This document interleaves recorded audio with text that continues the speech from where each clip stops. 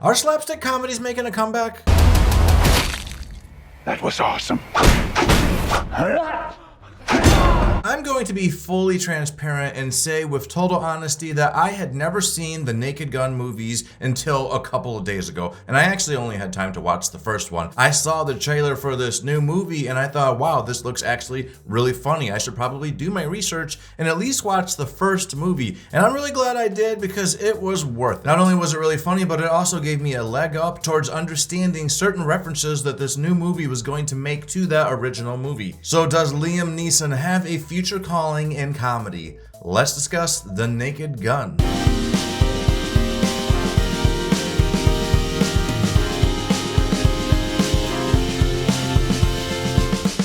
I don't know exactly why, but when I first saw the trailer for this movie, I just thought, wow, this makes sense. Liam Neeson playing this character, somehow it just makes sense. It just felt like the next step in his career. He's done plenty of roles playing the tough guy, and somehow this just feels like a natural fit, like something I could picture him being meant to do. And he is still tackling all that action that he is known for. There's action in this movie, and Liam Neeson is delivering. He's also doing it while seeming like a bumbling idiot. As a child of the 90s, my first experience with Liam Neeson was, of course, Star Wars Episode 1, The Phantom Menace, where he played Qui-Gon Jinn. So it's safe to say I've been a longtime fan. He earned my loyalty because I am a Star Wars nerd. But never in my life did I picture that I would need to see Liam Neeson dressed up as a little schoolgirl fighting people with a lollipop, and yet I loved it. I loved seeing it. The Naked Gun stars Liam Neeson as Frank Drebin Jr., son of the original Frank Drebin, played of course by Leslie Mann. It also stars Pamela Anderson, Paul Walter Hauser, Danny Huston, CCH Pounder, and Kevin Durand. And one of the things I think works best about this movie is that this cast is made up of people who really are not doing comedies very often. These are people that always are usually taking very serious roles, and that's what makes their involvement in this slapstick comedy so exciting. Take somebody like Danny Huston.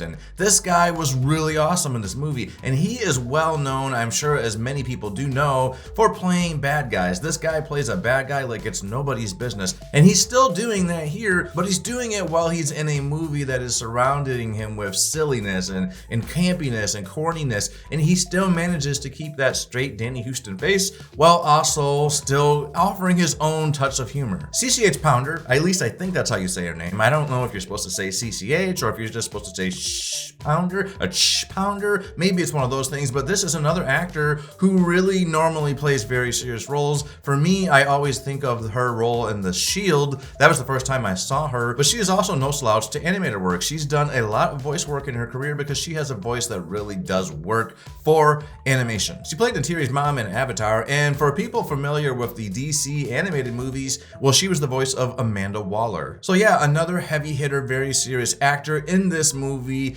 going along with some of the silly nonsense and delivering and adding in a very effective way. Paul Walter Hauser is someone that most of us recently saw in the new Fantastic Four First Steps movie. He plays Mole Man in that movie, and so he's very fresh on a lot of people's minds, and he does a really good job in this movie. Just like in Fantastic Four, he definitely had some comedy going on in Fantastic Four. His character was a little bit comical for sure, and he's bringing that here, and I really did enjoy seeing it. But I gotta say, there is another actor that I really thought could have played this role even not better, but I just think that looks wise, because when I was watching that original Naked Gun movie, Ed Hawin was played by George Kennedy, and man, if he does not look a lot like Bill Camp. As a matter of fact, I became obsessed with the idea that he has to be a relative. I looked him up while I was watching it, and I'm like, wow, they're not related, but damn do they look alike. And if they would have gotten Bill Camp to be in this movie, it was just easier continuity wise for me to believe, okay, that is this man's son. I think he looks more like he's related to him than Paul Walter Hauser, but Paul Walter Hauser did a really good job and I really enjoyed him. But man, seeing someone like Bill Camp, who also never does comedy,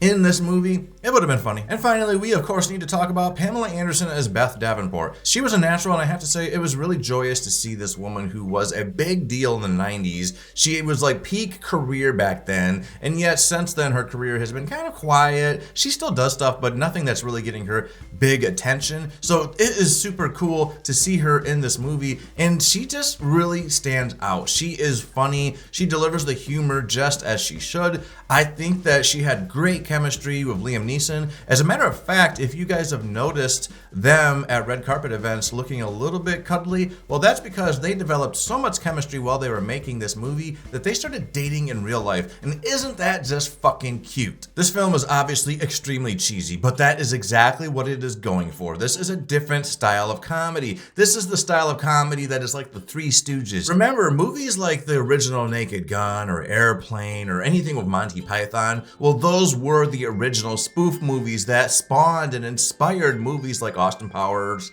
and, Scary Movie. Those movies owe their existence to movies like The Naked Gun. And so, yeah, we're going to be getting some ridiculous slapstick comedy here, but I thought it was extremely funny. My audience was really having a good time. And by the way, watching a movie like this in cinemas really does add a whole nother layer to it, because sometimes, you might not necessarily laugh at something, but when you see people around you laughing, well, then that kind of just rubs off and all of a sudden you're laughing too. I really do think that comedies are best viewed in groups. It really helps you come to appreciate the moments, and it just adds an extra layer to it. As a matter of fact, sometimes you'll hear people in the audience whose laugh is just totally ridiculous, and that also adds to the comedy. So I think this was a pretty solid time. I really enjoyed Liam Neeson as this character. I just loved this cast, this really serious cast of actors who suddenly are just doing this extremely ridiculous movie. It's pretty inspiring to see, and I am excited to see the idea that comedies are making some kind of a comeback. I do consider myself to be slightly funny, and yet comedies are usually not my first genre. So this was a little bit out of my zone, but I really did enjoy it. I was laughing quite a bit. For me, this movie is an 8 out of 10. That's my thoughts on this movie. Did you guys see this movie yet? If you did, please put your thoughts on it in the comments. And if you liked this review, go ahead and hit that like button. And if you want to hear more things from me, subscribe to this channel. Later.